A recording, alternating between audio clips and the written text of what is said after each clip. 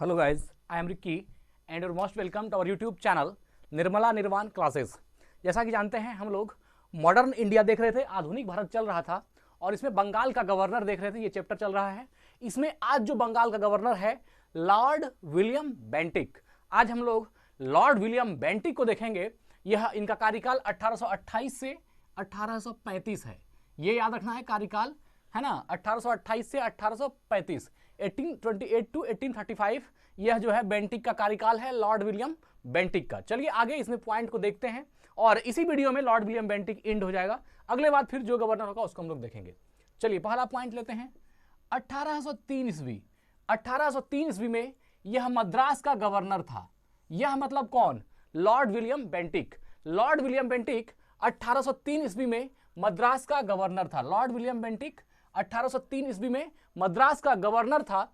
इसी के समय अर्थात लॉर्ड विलियम बेंटिक के समय 1806 ईस्वी में 1806 ईस्वी में माथे पर जातीय चिन्ह न लगाने तथा कानों में बालियां न पहनने देने पर वेल्लोर के सैनिकों में विद्रोह कर दिया। वेल्लोर के सैनिकों ने विद्रोह कर दिया। देखिए यह जो है लॉर्ड विलियम बेंटिक के कार्यकाल की एक घटना है। यह 1806 ईस्वी। 1803 में लॉर्ड विलियम बेंटिक, है ना, मद्रास के गवर्नर थे और 1806 में क्या हुए, वेल्लोर में 1806 में लॉर्ड विलियम बेंटिक के समय में वेल्लोर के सैनिकों ने विद्रोह किया। और यह विद्रोह क्यों किया? तो यह विद्रोह के पीछे कारण था कि माथे पर जातीय चिन्ह, जो सैनिक थे उनको माथे पर जातीय चिन्ह लगाने से मना कर दिया।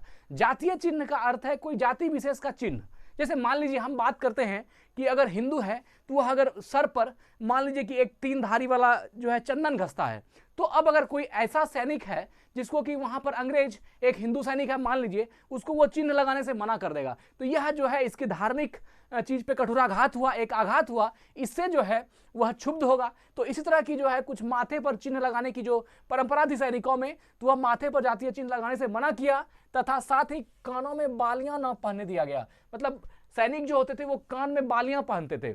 आज भी आप देखते हैं उत्तर दक्षिण भारत में भी लोग कान छिदवाते हैं और कान में कुछ ना कुछ बाली पहनते हैं, तो वो बाली पहनने पर भी मना किया गया। लॉर्ड बेंटिक के कार्यकाल में लॉर्ड बेंटिक द्वारा किया गया होगा। तो क्या किया, इस पे सैनिकों ने विद्रोह कर दिया। यह इसका मानना था कि ये मेरे धार्मिक जो पुराना संस्कृति है उस पर आघात किया जा रहा है और हम इसको नहीं मानेंगे। और उन्होंने क्या किया, विद्रोह किया कि अगर हम जातीय चिन्ह सर पर लगाते हैं तो लगाते रहेंगे, कान में बाली पहनते हैं तो पहनते रहेंगे, हमको रोको मत, हमारी जो स्वतंत्रता है, जो धार्मिक स्वतंत्रता है, उसको ठेस मत पहुंचाओ। तो इसके लिए जो है वेल्लोर के सैनिकों ने विद्रोह कर दिया। किसके समय में? तो लॉर्ड विलियम बेंटिक के समय में। याद रखना है इसको। आगे बढ़ते हैं। 1833 ईस्वी। 1833 ईस्वी के चार्टर एक्ट द्वारा 1833 ईस्वी के चार्टर एक्ट द्वारा बंगाल के गवर्नर जनरल को भारत का गवर्नर जनरल बना दिया गया। बंगाल के गवर्नर जनरल को भारत का गवर्नर जनरल बना दिया गया। यह किसके तहत? तो 1833 के चार्टर एक्ट के द्वारा। अब देखिए 1833 का चार्टर एक्ट क्या है? चार्टर एक्ट बहुत सारा है, 1813 भी है। तो इसमें जैसे मान लीजिए कि 1833 का बात करते हैं कि 1833 का चार्टर एक्ट क्या है, तो यह जो है चार्टर एक्ट 1833 का जो है, इसे आप एक तरह से सेंट हेलेना अधिनियम भी कहा जाता है। क्या कहा जाता है? सेंट हेलेना अधिनियम भी कहा जाता है, या फिर 1833 के चार्टर एक्ट को भारत सरकार अधिनियम 1833 भी कहा जाता है। भारत सरकार अधिनियम 1833 भी कहिए, या फिर इसको सेंट हेलेना, है ना, सेंट हेलेना अधिनियम 1833 भी कहा जाता है। मूल रूप से यह जो 1833 का चार्टर एक्ट था, यह यूनाइटेड किंगडम की संसद द्वारा पारित एक संसदीय अधिनियम था, है ना। यूनाइटेड किंगडम की संसद द्वारा पारित एक संसदीय अधिनियम थी, जिसमें ब्रिटिश स्वामित्व क्षेत्र के प्रशासन को सुधारने हेतु इसको बनाया गया था। ब्रिटिश स्वामित्व शासन को, जहां जहां ब्रिटिश का शासन था, वहां की शासन व्यवस्था को सुधारने के लिए 1833 का चार्टर एक्ट बनाया गया था। और इसी के तहत 1833 के चार्टर एक्ट के द्वारा ही जो है बंगाल के गवर्नर जनरल को भारत का गवर्नर जनरल बना दिया गया। अगर यदि आप देखें तो एक तरह से 1833 के चार्टर एक्ट को 1813 के चार्टर एक्ट का मॉडिफाई रूप भी कह सकते हैं। 1833 में जो चार्टर एक्ट आया, है ना, उसी में बदलाव किया गया और 1833 का चार्टर एक्ट आया। जैसा कि जानते हैं यह एक अधिनियम है और इसके तहत जो है वो शासन व्यवस्था को और भी पुख्ता और भी मजबूत करने की व्यवस्था जो है इसके द्वारा की गई। और इसके तहत क्या किया गया कि जो बंगाल का गवर्नर जनरल था उसको पूरे भारत का गवर्नर जनरल बना दिया गया। ठीक है ना। अब आगे बढ़ते हैं। लेकिन बंगाल का प्रथम गवर्नर जनरल वारेन हेस्टिंग्स था। देखिए अब यहां पर था कि बंगाल के गवर्नर जनरल को भारत का गवर्नर जनरल तो बना दिया गया, और यह कौन थे? लॉर्ड विलियम बेंटिक, है ना। चार्टर एक्ट द्वारा बंगाल के गवर्नर जनरल को भारत का गवर्नर जनरल बना दिया गया। इस प्रकार भारत का पहला governor general Lord William Bentinck, यह तो आप बचपन से याद करते होंगे। भारत का प्रथम गवर्नर जनरल कौन हो गया? Lord William Bentinck. लेकिन अगर यदि कहेगा बंगाल का प्रथम गवर्नर जनरल, तो वारेन हेस्टिंग्स।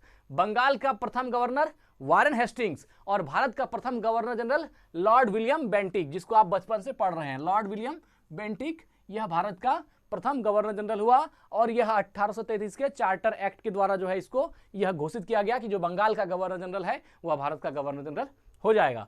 और साथ ही साथ बंगाल का अगर प्रथम गवर्नर जनरल पूछ ले तो क्या मारना है? Warren Hastings. चलिए आगे बढ़ते हैं।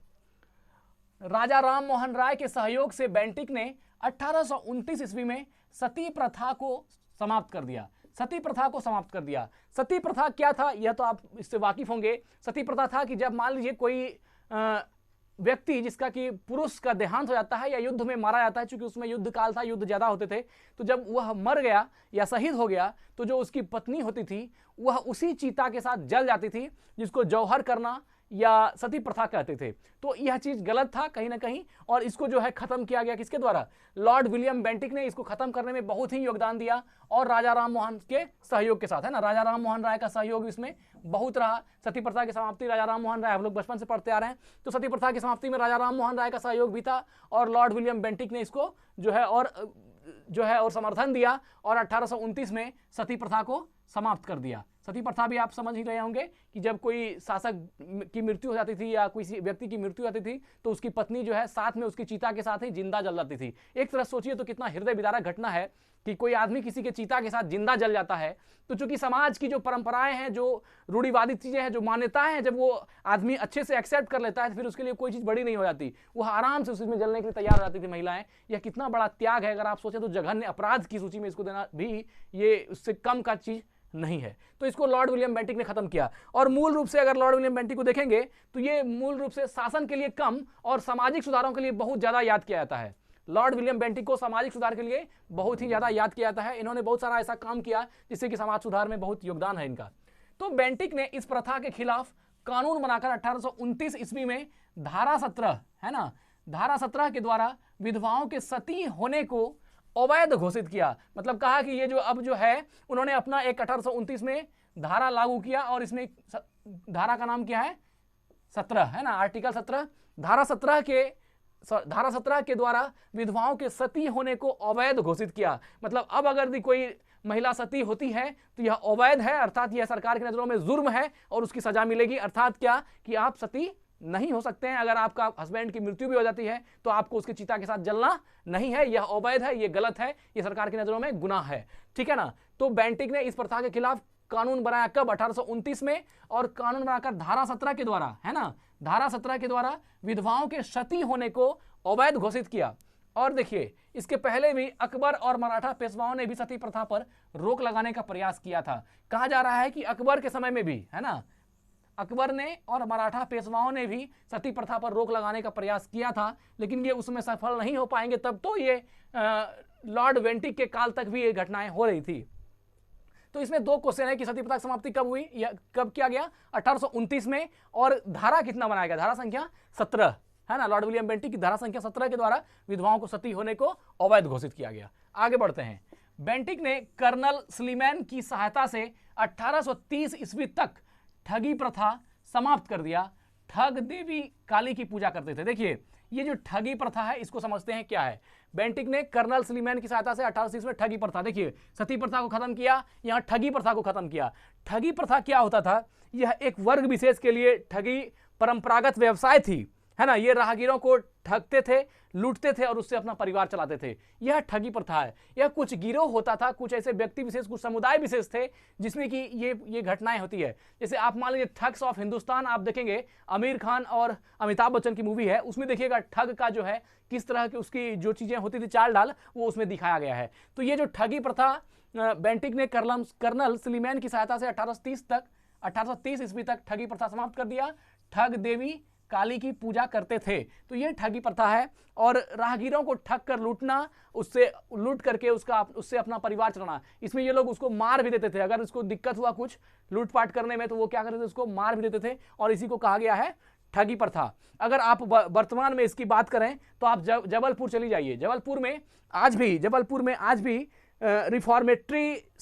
रिफॉर्मेट्री खोली गई थी, रिफॉर्मेट्री सिखाया जाता था। वहां पर जो ठग के बच्चे होते थे उसके लिए स्पेशल विद्यालय की घोषणा सरकार ने की थी और वहां पर विद्यालय बनाया गया था ताकि जो ठग के बच्चे हैं वो भी ठग ना बन जाए। इसलिए उसको उस मुख्य धारा से हटा करके जो इधर दुनिया का तौर तरीका है उसको सिखाने के लिए उसको वहां पर रखा गया। और जबलपुर में यह जो है वहां पर वो विद्यालय आज भी मौजूद है और उस जगह को अभी दरी खाना कहा जाता है, क्योंकि जहां पर इस ठगों के बच्चे को कुछ सिखाया जाता था उसमें दरी बनाने का काम महत्वपूर्ण होता था।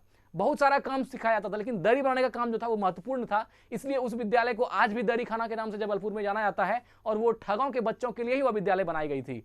तो ये कहीं ना कहीं सरकार की अच्छी पहल थी जिससे कि आने वाली पीढ़ी सुधरे और जो मान लीजिए कि ठग का बाल बच्चा है उसका संस्कार आगे बदले और उससे क्या होगा, आने वाली पीढ़ी उसकी अच्छी हो, इसके लिए प्रयास किया गया लॉर्ड विलियम बेंटिक के द्वारा। आगे बढ़ते हैं। 1835 ईस्वी में बेंटिक ने कलकत्ता मेडिकल कॉलेज की स्थापना की। देखिए क्या ये सामाजिक सुधार नहीं है? 1835 ईस्वी में बेंटिक ने कलकत्ता में क्या किया? कलकत्ता मेडिकल कॉलेज की स्थापना की। मोस्ट इंपॉर्टेंट प्रश्न है, कलकत्ता मेडिकल कॉलेज की स्थापना किसने की? तो 1835 में किया और किसने किया? लॉर्ड विलियम बेंटिक ने, है ना। कलकत्ता में कलकत्ता मेडिकल कॉलेज की स्थापना लॉर्ड विलियम बेंटिक ने कब की? 1835 में। बहुत ही महत्वपूर्ण प्रश्न है, 1835 को याद कीजिएगा, कलकत्ता में मेडिकल कॉलेज की स्थापना की। चलिए, इसी समय मैकाले की अनुशंसा पर अंग्रेजी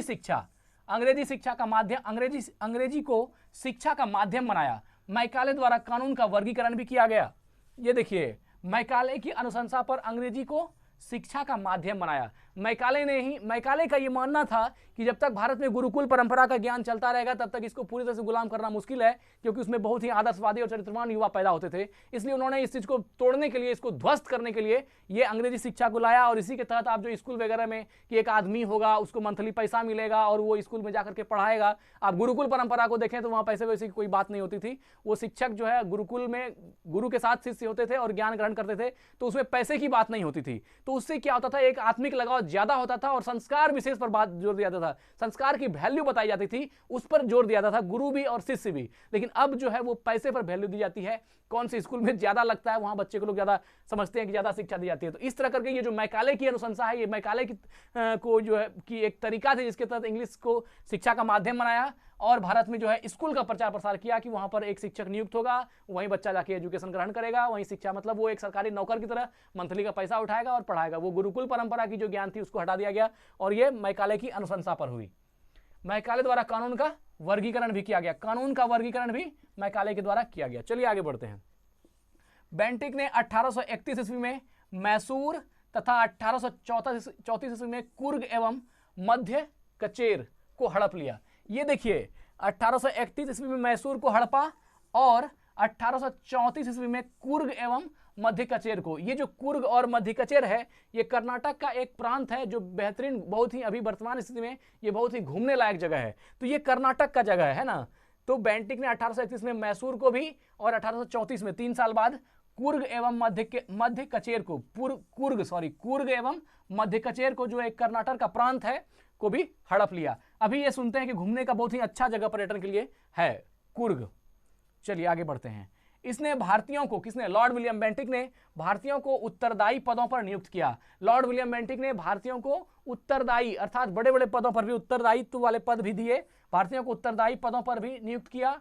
इसके समय में भारतीयों को प्रदान किया गया उच्चतम पद सदर अमीन का था, है ना। उच्चतम पद क्या था? सदर अमीन का था। मोस्ट इंपॉर्टेंट प्रश्न है, लॉर्ड विलियम बेंटिक के समय में भारतीयों को दिया गया सबसे उच्चतम पद कौन सा होता था? तो सदर अमीन। लॉर्ड विलियम बेंटिक के काल में भारतीयों को दी जाने वाली सबसे ऊंची पद, उच्चतम पद कौन सी थी? तो वह सबसे उच्चतम पद थी सदर अमीन, जिसे 700 रुपया प्रति माह तनख्वाह मिलता था। और उसको उस समय में कितना मिलता था? 700 रुपया प्रति माह तनख्वाह मिलता था। अब यहां पर एक बात उठता है कि सदर अमीन क्या होता है। देखिए, अमीन एक फारसी लफ्ज है और अमीन का अर्थ होता है कि आप विश्वसनीय कह सकते हैं या अमानत रखने वाला। कोई भी वस्तु किसी को रखने के लिए दे दीजिए अमानत, तो वह रखने का जो रखने वाला होता है उसको अमीन कहते हैं, या फिर जो विश्वसनीय हो, जिस पर आप विश्वास कर सकते हैं, उसको हम लोग अमीन कहते हैं। तो सदर का मतलब होता है प्रमुख, और अमीन का मतलब हो गया प्रमुख अमीन, या सदर अमीन का मतलब समझिए माल विभाग का एक बहुत बड़ा अधिकारी, जो माल विभाग का है उसके सबसे बड़े पद के अधिकारी को हम लोग सदर अमीन कहते हैं। तो लॉर्ड विलियम बेंटिक ने भारतीयों को उत्तरदायित्व पदों पर नियुक्त किया, और इसके समय में भारतीयों को प्रदान किया गया सबसे उच्चतम पद कौन सा था? सदर अमीन का था। सबसे उच्चतम पद कौन सा था? सदर अमीन का था, जिसे 700 रुपया प्रति माह तनख्वाह भी मिलता था। आगे देखते हैं, इसके समय, किसके समय? लॉर्ड विलियम बेंटिक के समय कंपनी के 1833 के चार्टर एक्ट, 1833 के चार्टर एक्ट द्वारा यह निश्चित किया गया कि धर्म, जाति, रंग अथवा जन्म, धर्म, जाति, रंग अथवा जन्म के आधार पर किसी व्यक्ति को कंपनी की सेवा में प्रवेश करने से नहीं रोका जाएगा। अगर कोई व्यक्ति किसी अलग धर्म का है, किसी अलग जाति का, या विभिन्न रंगों के, अलग अलग जन्म स्थान का, अलग अलग जन्म का व्यक्ति है, तो उसको कंपनी में सेवा देने से उसके साथ कोई भी जो है बर्ताव गलत नहीं किया जाएगा, अर्थात दो रंग बर्ताव नहीं की जाएगी। मतलब कि 1833 के चार्टर एक्ट द्वारा यह निश्चित किया गया कि धर्म, जाति, रंग अथवा जन्म के आधार पर किसी व्यक्ति को कंपनी की सेवा में, अगर वह कंपनी की सेवा में प्रवेश करने से नहीं रोका जाएगा। ऐसा नहीं कि उसको सेवा करने नहीं दिया जाएगा। अगर वो नीचे कैटेगरी का है, नीचे कलर का है, काले रंग का है, उसकी धर्म छोटी है, या मान लीजिए उसका रंग बुरा है, तो उसको जन्म के, रंग के या जाति के आधार पर कंपनी में सेवा देने से रोका नहीं जाएगा। अर्थात किसी भी धर्म का, किसी भी जाति का, किसी भी रंग का और कहीं भी जन्म लिया हुआ व्यक्ति हो, वह कंपनी को सेवा देना चाहता है तो वह सेवा दे सकता है। वह सेवा देने में सक्षम अगर है तो वह सेवा दे सकता है, उसको रोका नहीं जाएगा। यह जो है, यह बात 1833 के चार्टर एक्ट के द्वारा जो है लाई गई। तो यह ध्यान रखने वाली बात है कि किसके समय में? लॉर्ड विलियम बेंटिक के समय में कंपनी के 1833 के चार्टर एक्ट द्वारा यह निश्चित किया गया, धर्म, जाति, रंग अथवा जन्म के आधार पर किसी व्यक्ति कंपनी की सेवा में प्रवेश करने से नहीं रोका जाएगा। इसने शिशु बालिका की हत्या पर भी प्रतिबंध लगाया। देखिए, शिशु हत्या की, है ना, इसने शिशु बालिका की हत्या पर भी प्रतिबंध लगाया। किसने? लॉर्ड विलियम बेंटिक ने। शिशु बालिका की हत्या, यह जो जानते हैं कि गर्भ में मार देता है, या छोटे छोटे बच्चों का अगर देखता है कि लड़की है तो उसकी हत्या कर देती है, ये शिशु बालिका वध जो है, या शिशु बालिका की हत्या पर भी किसने प्रतिबंध लगाया? लॉर्ड विलियम बेंटिक ने। तो लॉर्ड विलियम बेंटिक को एक सामाजिक सुधारक के रूप में भी याद किया जा सकता है। इन्होंने सामाजिक सुधार ज्यादा किया। हाँ, इसको किसी जीत और किसी और चीजों के लिए याद तो नहीं किया जा सकता, लेकिन सामाजिक सुधार के लिए याद किया जाएगा कि उन्होंने बहुत ही अच्छा काम किया है। आप देखिए, कुछ अच्छा बुरा काम भी किया है। सती प्रथा की समाप्ति हो गया, विधवा, है ना, विवाह हो गया, और देखिए ठगी प्रथा का उन्मूलन हो गया, कलकत्ता में मेडिकल कॉलेज की स्थापना हो गई, साथ ही देखिए यहाँ शिशु बालिका की हत्या पर प्रतिबंध लगाया। तो यह सब काम जो है लॉर्ड विलियम का सराहनीय है। समाज सुधारक के रूप में भी काम किया और बहुत बुरा काम भी किया है। तो चलिए आज यहीं पर लॉर्ड विलियम बेंटिक को हम लोग एंड करते हैं, फिर मिलते हैं अगली वीडियो में। और अगर वीडियो को लाइक नहीं किया जरूर लाइक कर दीजिएगा, क्योंकि आपके लाइक से, आपकी वीडियो देखने से, आपके कमेंट से ही हमें एनर्जी आती है और हम अगला वीडियो लेकर के आते हैं। और अगर मान लीजिए हमारी एनर्जी डाउन हो जाएगी तो हम वीडियो कैसे बनाएंगे मित्र? तो थोड़ा व्यू लाइए और देखिए, लाइक कीजिए, और चैनल को अगर सब्सक्राइब नहीं किया सब्सक्राइब कीजिए, इसलिए कि मेरा हौसला बना रहे, ताकि हम लेकर के अच्छा वीडियो आप लोग के लिए आते रहें। धन्यवाद, स्वस्थ रहें, अपना ख्याल रखें। जय हिंद।